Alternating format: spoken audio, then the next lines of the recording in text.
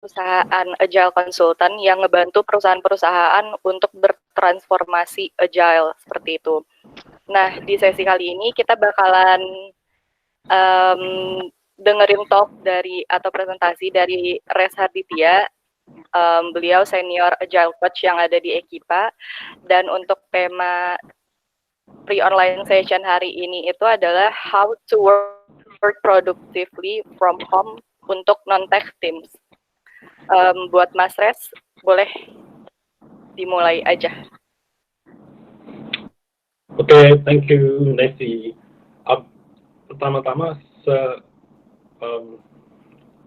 tentang presentasi hari ini, saya tadinya rencana mau ngadain talk ini bahasa Indonesia, tapi saya ngelihat ada beberapa RSVP yang kelihatannya bukan orang Indonesia. Jadi, would it be okay for everyone if I do this in English? Sure, no problem. Okay. Yeah. Okay. If anything, at any given point, if you do want to ask questions later on in Bahasa Indonesia, I'm happy to switch over as well. But feel free. It doesn't mean that if I'm presenting in English, it doesn't mean that I will not accept people speaking Indonesian to me. It's totally fine if you want to ask questions in Indonesian. Okay. Cool. Everyone. Yes. All right. So. Yes. Okay. All right. So thank you all for joining. As Nancy said, today what I really want to do is share as much as I can about our own experience in Ekipa and myself with working from home as there's different challenges, obviously, when you don't really get to see your team, you don't really get to feel that you're at work, and especially with this condition, you'd want to find ways to continually challenge yourself at first. Okay, so a little bit about Ekipa as well. So we are a group of self-organizing agile trainers and coaches. I've met some of you personally. I've talked to some of you by chat or by video call before. So most of you already know that we live and breathe agile. So the reason I showed this slide is if you see those 5 airplanes, what we meant by self-organizing is we have flat hierarchy, right? We don't really have a fixed boss saying that we have to do stuff. We know where we're going, and we just get there. We manage our own self, okay? And that's what we try to do, and that's what we try to share with other companies as well. So our focusing is essentially making people's lives easier in whatever way, right? And that's through Agile. So Agile is essentially an effective way of thinking. So it starts with the mindset that translates into how we do stuff to be more enjoyable and productive. And on top of, we can apply that in our daily working life. We can also do it in our personal life. So this talk is another way of us, myself from Ekipa, considering the condition, we try to make people's life easier by sharing our experiences in working from home, right? So these are some of the challenges, okay? At a personal level, I connect with this a lot. You know, you wake up every morning just in your bedroom. You don't really have to go anywhere, and it's very easy to just go say, I'm just going to stay in bed maybe 10 more minutes, half more hour. It's different to the routines where you have to go to the office, and everything is done through the web. And myself doing things through the web like this, I can only see yourself from my teammates on my phone or through the screen. It creates a lot of distance, and also it translates into how we don't really have focus, how we don't really have direction of what we want to do. And we see a lot of people also wonder, I wonder what my teammates are doing because they're not next to me. once we go through that spiral, we go into a low morale state, right? We're not driven, we lack motivation, we feel that, oh, I might just slack off for a bit, okay? So there's a lot of momentum, loss of productivity, and obviously there's going to be loss of opportunities as well, okay? So these are the things that I'd like to tackle through this talk. These are the big challenges. So by the end of this talk, I'd be going through some of the things that we can do to address all these different challenges. But before that, we know that every challenge comes with huge opportunities, right? If you're on Instagram, Facebook, or any other social media, mine is filled with people's stories that saying day 11 in self-quarantine, I'm going crazy. Day 12, I'm doing nothing. I just want to sleep at home, stuff like that, you know. It makes it a lot easier in the situation for us to stand out, because those challenges happens to everyone, right? Everyone is less motivated now. So if we can be that first person, that the person who gets up first, then gets up earlier than any other people in the morning, we can be the person who has more focus, then we'll be ahead of them. We'll have more opportunities coming to us. So it's easier for us to stand out, right? So let's change that mindset for a bit. So I would start with the benefits as well. You're a filmmaker. Working from home, right? I feel that I've got more time, right? At the very least, we have more time because we don't really have to commute anywhere, right? So normally we would have a travel time of 1 hour each way, so that's 2 hour travel time every day. That's nothing there. So we can just straight away get up and take a shower and start working. Lunch for me just got easier, really, because I cook. It gets cheaper as well. Less distractions. You can set up your own work rhythm. And you practice discipline because no one is there. If you, maybe for the first, if you want to spend most of your day laying around, potentially no one will know. But you can just say anything. But you want to practice discipline because essentially low morale happens when you know you're not performing or you're not creating anything, right? And also more time with your family. And what I highlighted the two last items because I feel that, imagine that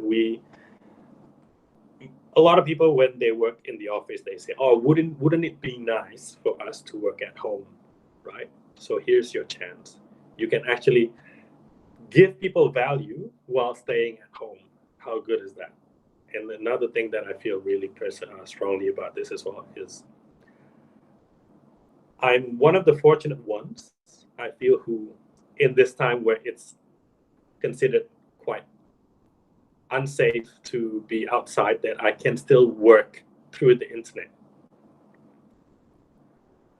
I've got friends and relatives whose job nature requires them to be out and about, who requires them to be out there whether it's unsafe, or maybe that they don't really have a job anymore because demand has been dwindling, right? So I guess because we're here, we're one of those few fortunate ones. So let's make it worth our time, right? So how can we stay productive, right? So this benefits most people who work in teams. Okay, one of the main drivers of how to have a productive team is if everyone knows where they're going, right? Everyone needs to know where they're going. So first of all, you need to clearly define and prioritize your goals. This is a very simple concept, but unfortunately, a lot of teams or a lot of company doesn't really do this properly, right? If this was important when you were working in your office, this is way more important now, right? So what I mean by this is, so you've heard of how to set goals in your team, right? So this this can apply to different business units, whether it's marketing or any other operational stuff. Okay, whether you're writing blogs, you would have one big goal at the very top level. Okay, you need to break it down with your team to smaller goals. Okay. So I just got a notification there. You can break it down to different goals. So let's say that 12-month goal, you break it down to 90-day goal, and then you break it down again to 30-day projects. Then you would break it down to daily tasks, right? Once you do this, because you do this with your team, everyone knows what's expected of them, all right? And for every goal, we always follow that smart goal setting, where it's specific. You say what you want to do, and you don't really use vague words. It's normally action words. I want to get this done. So you don't really. So let's say an example of a vague goal would be, I would within the next 2 months, I want my team to perform better, right? Better is a generic term. You need to measure. You need to give way for yourself to measure what does better mean. Do you mean that your team would have better output? Your team would have regular releases? Each team member enrolled in 3 different training courses for the next 2 months? At least you should make that a goal. Again, those are specific, measurable, and you need to make it achievable as well, right? The level of achievement should be just enough so it just stretches you and your team, because it doesn't. You can create a goal that's very easy, but you will not grow. The only way you will grow is you challenge yourself, right? And it's relevant to the role and relevant to the audience or your end user or your client that you want to reach out to. Okay. And the last thing is you want it to be time bound. After this, I'll show you an example of how to create these types of goals. Okay. So again, once you have this goal, you do this with your team. You flesh out the high level goal and you break it down with your team. Everyone knows what's expected of them. And after that, what do you do with those information once you have a list of goals? What do you do with it? So, and then you prioritize it. Okay. This is an example of a goal that I did. OKR. I did it in the form of OKR. Okay. OKR is objective, key, and result. If you see there, the high level goal is, for example, the first one is form complete and well prepared agile team. That's the high level goal. How do I achieve that? I have 2 sub goals there. Ensure key roles in the teams have names assigned to them. Right? So that means I would have a complete team. I have an open role. I need to assign the name, the exact person, to the product owner, to the scrum master, to the dev team. That's measurable, that's specific, that's relevant to what I want to do. And it's time bound as well, because I know this goal is made for all of these to happen within 3 months, right? You can even assign different time frames for each goals. Okay, where I've only got overall goals here to happen within 3 months. Sorry, someone is saying that. Am I not speaking loud enough? Someone's talking about the volume. Okay, so it's fine. Cool. So again, this is an example of how you can. This is an example of how you can break down your goals, right? This is an example of how you create those smart level goals: specific, measurable, achievable, relevant, and time bound. Okay. Oh, just a sec. I'm getting told that I'm not speaking loud enough.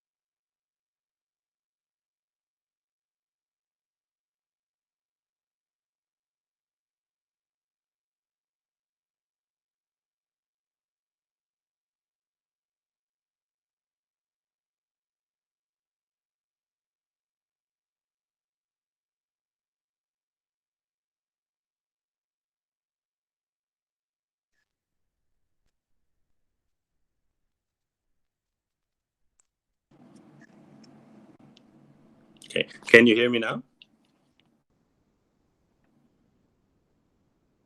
Yes, clearly. Yes, okay. You guys can still hear me, yeah? Hello? Yes. Okay, clear. Clear, Okay, clear. cool. Bisa, Mas. Okay, just a sec.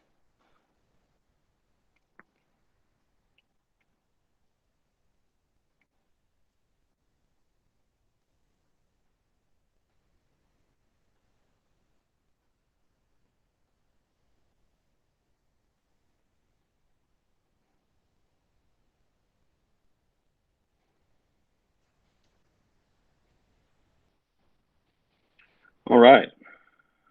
Thanks for letting me know. Let's continue.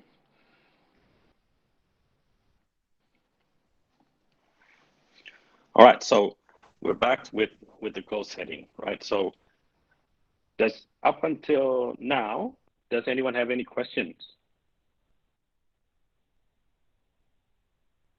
Okay, I'll keep going. All right. So again, what do we do with those list of items? So those items that you created before with your team, they should be your main source of truth. Okay. So once you huddle up, you do it through video conference, you flesh out what your goal, you put it somewhere. You put it in a clear and attractive work visualization board. Okay. So some of you would definitely already seen the different Kanban boards, where people use stickies in real life on a wall. You can do that online as well, right? You can do that online. Put it somewhere where it's accessible for everyone. And when you design your wall, these are the questions that it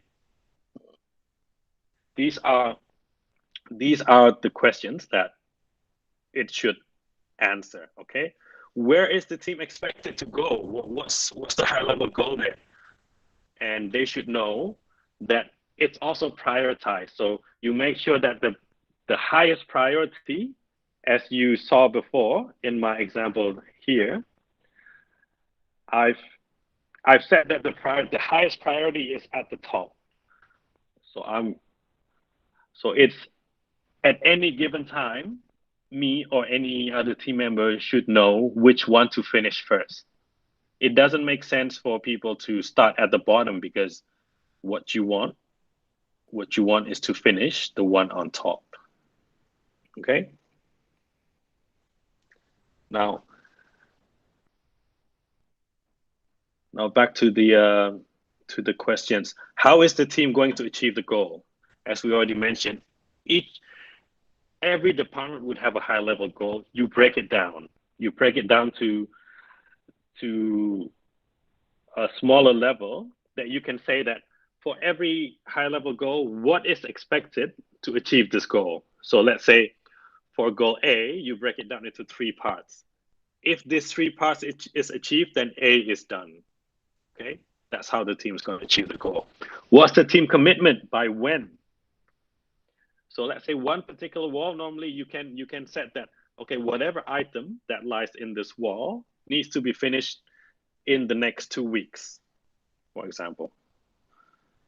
So when the team commits every item that exists on that wall, that exists online, the team commits to finishing it by 2 weeks. What's the team progress, right?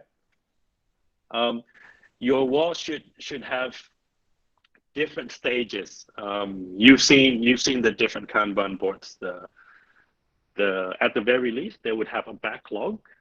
Backlog means that these are the items, these are the goals that we commit to finishing. No one has touched that. In progress, these are the things that people have already started working at and done. What's the team progress? Who's doing what? Every item can have names assigned to them. And one thing that I always try to apply with the team that I work with is it needs to answer if there's any blocker from the team to reach its goals. Okay. So every now and then, in every type of task, there every now and then you would come through a blocker, right? I'm hearing singing. Just a sec. Okay, thank you. Right. So at every different wall should have an information that says, is there anything that's blocking the team? Right. I'll show you an example. Right? This is an example of a Trello board. You can use anything as long as it gives you the information that we saw before. As long as it answers all those questions that we saw before. Now, this example is for a social blog editorial. As you can see there, the first column, they hash out all the different ideas, right? Those are the ideas that people have fleshed out. You can do that with your team, for example. For the ones that you commit on working, for example, in a fixed period of time, you put it in the pipeline, okay? The pipeline is the backlog, for example, right? And then once one of your team has picked it up and ready to work on it, you put it in the in progress column there. And if you see here, the in progress column would always have people's faces assigned to them. So people would know who's working on what. And you would know what other team members are working on as well. And once you're done, there should be a column that says done. These are more examples, right? We've seen Trello. There's another tool called Asana online. It's essentially the same thing. It allows you to put in different goals and tasks into the internet and just have everyone access to that, right? Give them access to that. It's available to anyone at any time, okay? That's what you do with it. Now, this is very important because, again, this gives your team direction of what to do. Okay. Now, once you have those stuff, again, the next thing you need to do is to work on it. Like, you need to establish some routines for yourself as well, right? As we talked about it before, if you really don't have routines, it's very easy to get carried away doing nothing, especially if you're at home. Okay. One different routines that you can do is the daily checkpoints, right? And having routines, as I put there, you can set a high standard, a habit for your day-to-day activities so that you can do that again tomorrow. Daily checkpoints mean some companies call this daily huddle, another call this daily stand-up. If you're using Scrum in your company, this would be called the daily Scrum. So what normally people do if they sit together in the same room is they would have your visualization board next to you, right? And everyone would stand just in front of it, and you would go through your wall, essentially. Oh, great. See, someone saying they've got daily stand-up. They're doing daily stand-ups. That's good. So you would do it together with your wall, okay? For every item there, you go through what's been done, okay? What this do if you do this daily is it increases people's interactions. It increases people's morale. I don't know about you guys, but sometimes I get a bit frustrated if I don't really talk with people at a longer period of time, right? If I don't talk to people, especially if I don't talk to my teammates, I don't really know what's going on, what's our progress, okay? So talking about it as well, we make sure that every day we work closer towards finishing what we committed at the start, okay? And it's also time for you guys to celebrate whatever achievement you've made, all right? If your teammates done really well, please make sure you say it. Okay, hey, thank you. I think you aced that. I think you aced that item. If we're behind as well, this is time to highlight it and just make sure that we know the reason why an item is behind, and we can move it forward. and everyone has clear goals to achieve every day. Okay. Now here's a recommendation of how I normally go through my daily checkpoints, right? As much as I can, I always try to do video conference. Okay. A lot of information normally get lost if it's just text-based. If it's just text-based, you cannot really see people. Seeing people's faces lets you know if people don't really get what you mean, if people hesitated. Maybe if you sense that, oh, maybe this person has other stuff to say, but they're not saying anything, right? And do it at the same time every day. That creates that habit, that routine.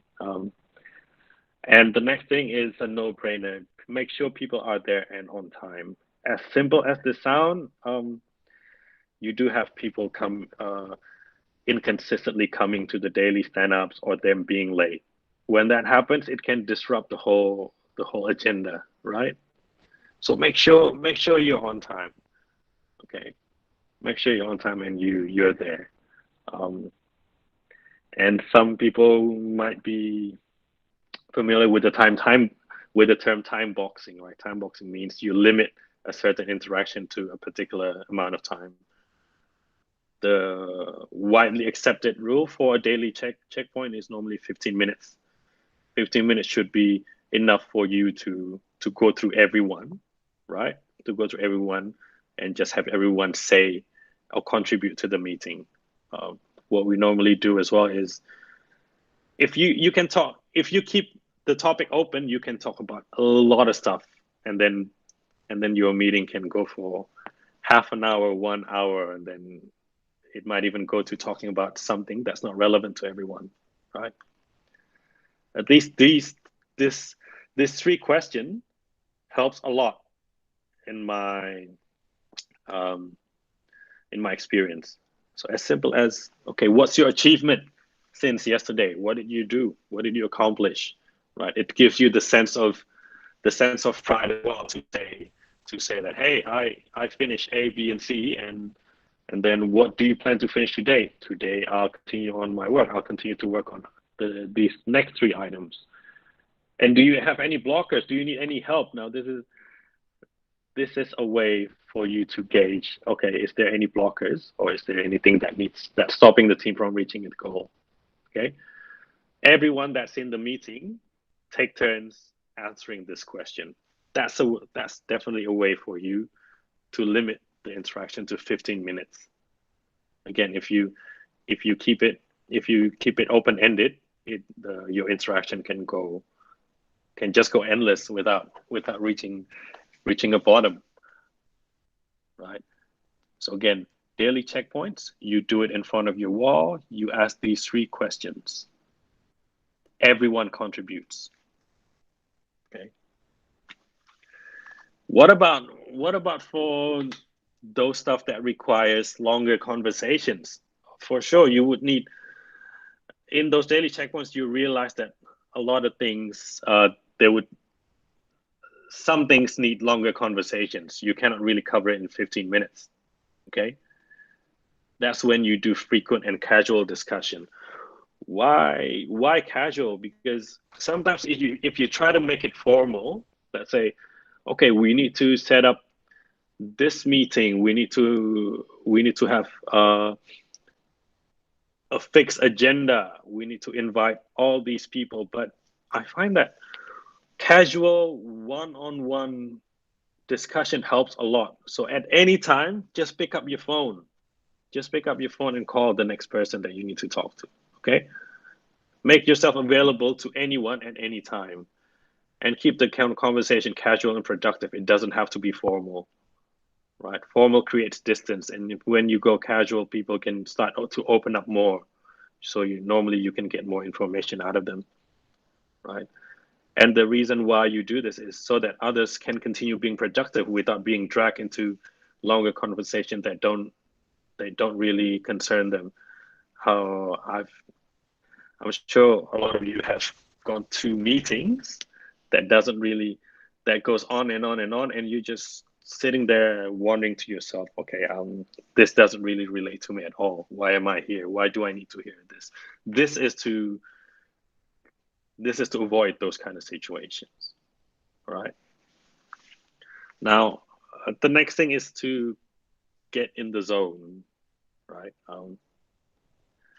Get in the zone. What does it mean? You need to manufacture a feeling or a mood for you to be productive. Everyone is no stranger to saying, "Oh, I'm just not in the mood to do anything today," especially if you're at home. Actually, you cannot really wait for your mood to be at the right type. You have to manufacture that mood. Some of the ways you can do is you designate a place exclusively for work.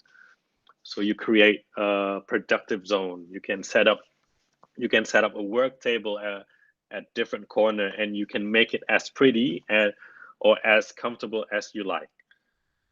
Okay. So yeah, one of the ways is you can make sure you have access to toilet, to water, to food, to whatever. This is your chance. You have control of where you work. Okay. You have control of where you work and how you want to work. And also dress the part. There's a lot of research that show direct correlation between how you dress and how the way you think and behave, right? Now this may different people may experience different things, but for me this is especially true. If I stay at home just wearing my pajamas, I would not be as productive if I did wear something more appropriate for the results that I want to achieve, right? Well, this doesn't mean that you have to always put on your suits and stuff like that, but at least wear something different to get you in the mood, to get you in that mind space where I want to create ideas, right? And especially if you're not in the office right now, you've got way more choices of what to wear. Maybe before you have a dress code, you have a uniform you have to wear, or maybe you wear batik. This is a chance for you to express yourself a bit, make it fun, right? Make it a thing. So that's what in the zone means. You have to manufacture those feelings of you getting productive. That works. You'd be surprised at how much more productive you can get if you do that, right? So what do you need? Supporting elements other than the obvious ones. The tools we talk about: communication, the Google Meet, Zoom, Telegram. That's how you talk to people. That's how you do video calls. The collaboration tools like Slack, Asana, Trello, or Jira. Fast internet is a must. Okay, I even thought I had fast internet, but once I stayed at home at longer period doing longer online meetings and stuff like that, that's when I realized turn out my internet is not as fast as I want it to be. There's a lot of downtime, so it helps having the right infrastructure, right? Video, audio equipment. Now, another very important thing as well is a facilitator or coach, right? It can be internal or external. So for example, in your meeting where you define your goals, it helps a lot to have someone facilitating that compared to a group of people who just get together without any fixed agenda. So that facilitator can really help direct the meeting to make sure when you finish your meeting, you have what you came there for. So you achieve something, especially in your daily stand-ups, right? You have someone facilitating. Okay, please share. Person number one. Okay, that's done. Okay, does anyone else have any other questions? Okay, let's move on to the next person. They can really help you get going or answer any questions. They are the person who can make stuff happen as well. Because a lot of stuff, working in a large organization, meaning that you have dependencies. So your team would depend on other teams as well to make stuff happen. If you have a facilitator, that facilitator or coach can be your bridge. It It can connect you to different kinds of people. It can connect you to other teams. It can connect you to management. It can be your voice to the people outside of the team. That's where their value lies, right? So what's next? Once you apply those stuff, what's next from here? These are some of the follow-up actions that you can do, right?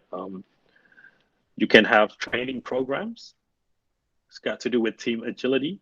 We talk about things that lies personal to us, how we can get ourselves getting productive, right? But once we talk about getting a solid team, that's when agility would bring a lot of value, right? What we try to share with people is how to have an enjoyable, productive, self-organizing team culture, right? A lot of teams aspiration would have regular releases, regular milestones that they want to achieve in a fixed time. We can help that as well. Enterprise agility, we can help you come up with new way of working as well, optimizing hierarchy, trying to find out the optimal team structure to make everyone more productive, right? Once you do that, once you attend training programs like this one, it's time to implement that, right? And that's where coaching comes in, to start implementing it with, or do one-on-one coaching sessions so you can get more focused and direct approaches, right? If you're implementing Scrum, you can take an ISM certification. If you use my code there, Res 50, you can get a 50% discount on your certification if you're interested. Okay, and some of the stuff that's coming in as well is we're gonna have a free online session on Scrum Master public training with our Agile coach Ugeng there. If you're interested, it's coming at the end of this month and the 1st of April. That would be a logical next step for you to know how to increase your agility game, right, in your team. And also, if you've gone from there and you want to be certified, you've got also other training programs there, right? And that's the end of my presentation, guys. So I'm open for questions now.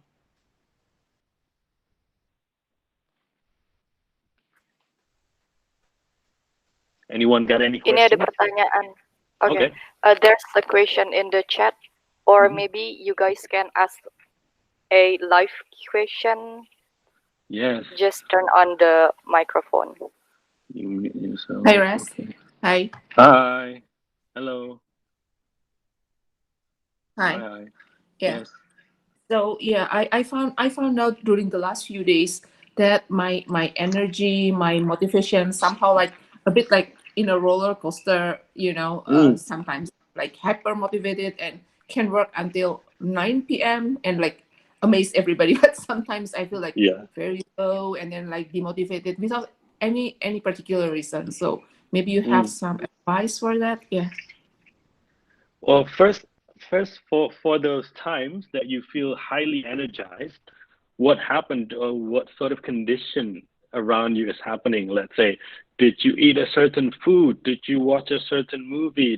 Did you work from a certain area at your place? Try to find patterns.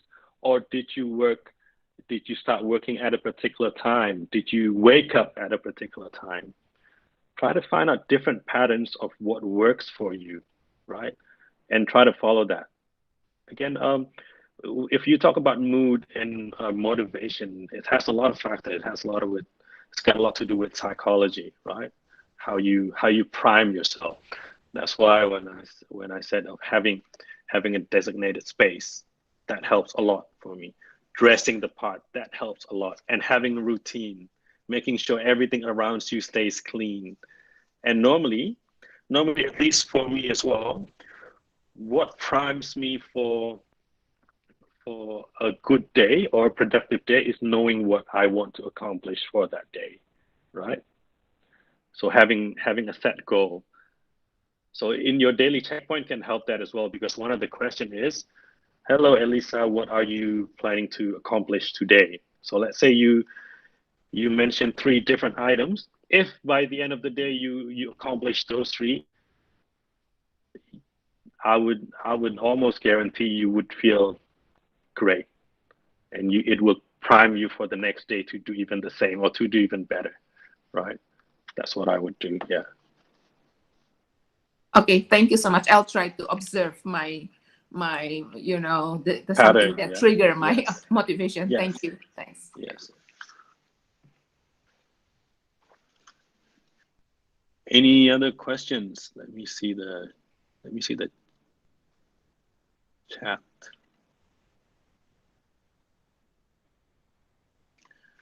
With max duration, okay. With max duration 15 minutes in every checkpoint, how many member ideally is the team? Because in my team, it often takes more than 30 minutes with 12 members. Is it still ideal? Okay. I find that in my experience, the optimal number of team member is between 4 to 9. Okay, 4 to 9. I've had team with 10. I've had teams that had 20. Sorry, I've had team that had 10 members. I could still do it within 15 minutes. Again, this is one of the biggest points of having a good facilitator. Okay, if you are running Scrum, a lot of people would already be familiar with the role of Scrum Master. That's what the Scrum Master or facilitator does, right? To keep it within 15 minutes, you need to go through each and every person, but be informative, be succinct. How are you? Do you have a facilitator or do you have a Scrum Master in your team? Actually, no. No. No, Oh, we don't have a okay, yeah. Scrum Master. Ah, okay. So maybe you can become the facilitator, right? Yeah. Actually, we have a Azi as a Agile trainer. Okay. So there you go, Azi. Azi can be that person, right? And Azi can be that person who keeps everyone in line. Yeah. Okay. 12 people. I think if you can break it down to different teams, if you can, to 2 teams, for example, that would be great, right? So it depends on the nature of your work as well. So let's say there's logical. If you're working on a product, let's say if you're working on a digital product, maybe team A can work on the first module, and team B can work on the second module, and then you have a separation between the team. That way it can be more optimal. But if you absolutely cannot and you're stuck with a 12-member team, I think you can still get away with 15 minutes, because again, I've done 10 member stand-ups with consistently under 15 minutes. Okay. 20 or 12 should be okay. Or if you have to add 2 more minutes, let's say 17 minutes, it's still fine as well. Right. Okay. Yeah. Sure. Thanks, Rice. It's okay. Any other questions?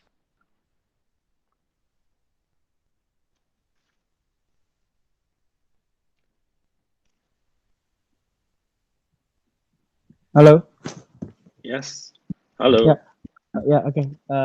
So I just want to ask a question, Res, because Yes. in this particular time, we did have a task to complete some, for example, some deliverable, which is like material, some like written material. But thing is become very difficult because we cannot review it together. For example, if we are in the office together, we can just sit in together and review each slide and discuss together and revise at the same time. But I just do it on like Microsoft Teams. It is very difficult to because maybe in the infrastructure problem, as you said earlier, that the internet connection is not well on some Yes. members, and also maybe the voice is not clear enough, so that some people is not contributive. And also I think that not all I feel, and I cannot see also how people is it during the process, is it everyone on the same page, or on, is it they have attention Yeah. to do. I didn't have an ability to ensure that assumption, because and that impact to the is where, if I finalize this material, is it on everyone agreement, or that's my difficulty. Can you Mm. advice on that? So first of all, which tool did you use? Which Microsoft tool? Microsoft Teams. Microsoft Team. Okay, Yeah, cool. yeah. That should work. I mean, tool becomes more. The tool that you choose now becomes more important, right? Because we work online. Here in Ekipa, we use Google Spreadsheet. That's one. If we want to talk, we use Google Docs. So whether we're working on a spreadsheet or on slides, we have a collaborative document where everyone have access to it, right? So if I change something on that document, if I'm working with you, Azi, you would be able to see it in real time, right? We use that extensively. So Microsoft Team offers that as well. You already doing that as well? Nah, so Microsoft Teams only do we have as Microsoft Teams during the meeting. So the Yep. mechanism is we meeting at a particular time, and then use Microsoft Teams to share the material, and Right. where we do page by page present, and then discuss any feedback, something like that. But I had done for like 3 sessions, and I think that's yeah, that's the concern, because I do not have the Yep. ability to make sure that everyone on the same Yes. page, and everyone take one- attention sometimes. Yep. Yeah. So one from the tool side, that's what you do. Get a platform that enables you to have collaborative document that can be updated real time, right? So you do your meeting online. I'm just role playing here. You do your meeting online, everyone access that document. For example, if that document has your goal or whatever, everyone opens it, right? And again, use video call, so you would see you can see people's expression, you can see people's non-verbal feedback when you speak. Again, this goes back to having a good facilitator, right? Having a good facilitator means that you make sure, sometimes people are reluctant to say something, or maybe they're zoned out, you don't know, maybe they lost focus. It's good every now and then to just stop and say, hey, how's everyone? Am I going too fast? Am I going too slow? Should we take a break? Do I need to go faster? So Yeah. do you normally facilitate the session? If you do, then perhaps just try out different strategies, right? Okay. Facilitating. Yeah. Thanks for the question. Okay. Mhm. Thank you. Thank you. Hi, Res. All right. Hi, Res. Hi. Sorry, continuing from Muhammad Azimul question, maybe I can share something. We already conduct online learning previously in Danamon. And then when we conduct the online learning, the first thing we have to share the content first. After that, we conduct like a short hour, maybe only 1 or maximum 2 hours, to do like a short session from the facilitator. And then after that, following with the question and answer. To make sure the participant and audience is connect with the facilitator and get the same page from the content, we share like some quiz that maybe we can choose who's the better answer or the faster answer. Then we can give the recognition for the participant who win. Yeah, I think Okay. this Right. is to make That's sure cool. everyone is listening for us and listening and understanding what the facilitator said. Yeah, but the problem, what the issue that what the challenges is how to make the participant always excited. because as you Yep. know, the program is for a development program, so it's like a 1 month classroom program actually, but we convert into online classroom. So Yep. every day they have to join 2 hours to get the material and then Q&A. But after that, when we conduct after one week, some of the participants text me. I think I get bored with this. So how we can make them excited again? Okay, that makes sense, right? Thanks for the question. If people get exposed to something that's quite monotonous for a longer period, their attention span would get lower. That happens to everyone. I guess the best way is to mix up your engagement, mix up the content, have games, have games or have icebreakers in every different checkpoint. I particularly like what you did about having different quizzes and perhaps adding some incentives as well, so that people would stay up until the end of the course at high level energy, for example. So you did mention how rewarding people with good questions, right? So give people incentives or ask them, how can we make this better? If they say they're getting bored, that's the most honest question honest feedback that you can get, right? What would make them more interested? Make it a game, make it fun. Back to the how a good facilitator can encourage that energy, can encourage that level of engagement, right? Okay. So that I would go to the content first. Yes. So is there maybe you recommend any games online that you can share? I can let me remember a few. I should be able to find out what we used, and then I can share it with you. Okay. On top of my head, I cannot think of any right now. That's done online. Thank you, yeah. Okay. Thank cool. you. Cool. Thank you. Any other questions?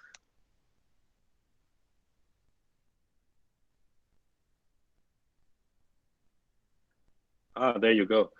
Try Kahoot for online quizzes. Thanks for the tip. And also, Christian, thank you for sharing your experience as well. Okay. Anything else from anyone? Maybe you want to share some experience as well. It doesn't have to be a question. How you're dealing with how you keep yourself motivated. You want to add to what I've already said. All good? Maybe another question from me. Yes. Okay. I just curious because you said earlier that we have to do some routines, but what I have experienced in maybe previous experience, is it okay is it necessary to have the similar time frame for everyone? Because for example, if we already weekly planning on our week target, or for example day target, is it essential to make sure everyone working at the same time rather than, for example, you can just working until late midnight or just morning, but make sure you are achieve your target, for example, to deliver the material on next 2 days, something for example like that. Which is more essential, because I think that not everyone. I just want to ask: is it essential to have a strict time frame for everyone? So and everyone should do the same time, rather than make them flexible to manage their own time and just make sure to achieve their weekly or daily target. Right. Yep. That's a good question, but let me ask you this first, and you have to ask yourself this question, and you have to be honest. Do you feel that your team is mature enough to be self-organized and complete everything that they've committed to do at the start? If the answer is yes, then okay, that's great. You have a very mature team, a self-organizing team that you don't really need a lot of checkpoints to do, right? But in most of the cases that I find, it's just human nature for people to feel down or feel low morale if they're away from their team, if they don't have continuous interaction. And when I say to have a routine, it doesn't mean that you have to, every single person in the team have to follow a strict routine, right? But at least, again, this is my recommendation, at least have a daily checkpoint. And do it in, again, this is a recommendation, do it in the morning. The first thing you do, your first interaction with your team in the morning would be your daily checkpoint. I've seen that teams normally perform better in achieving their goals if they do their achieving their daily goals if they do their checkpoints in the morning compared to in the middle of the day or the end of the day. Because what it does is, whenever people say, hey, I want to achieve this for today, they're actually telling people, and they're also telling themselves, they challenge themselves. They put their goal at the back of their mind, right? And the probability of them making that goal multiplied compared to if they just go through the day not having any goal and just saying, I'll complete whatever I complete today. Having a goal helps. Okay, so not 100% strict, but at least at the start of the day, everyone meets, everyone say what they're going to do. The rest of the day, feel free to manage your own time. Agree. What I care is, by tomorrow you would complete what you told me you would complete yesterday, right? Yep.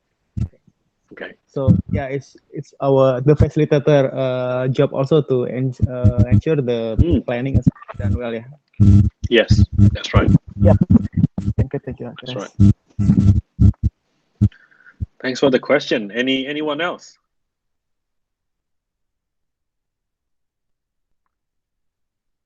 All right. So if there's no more questions, feel free to text me or write me. Okay. If you think of other questions, or if you want to find out more about how to build a strong team, again, keep a lookout on our social pages as well. I've shown you the upcoming free training that we have. Still, feel free to join that.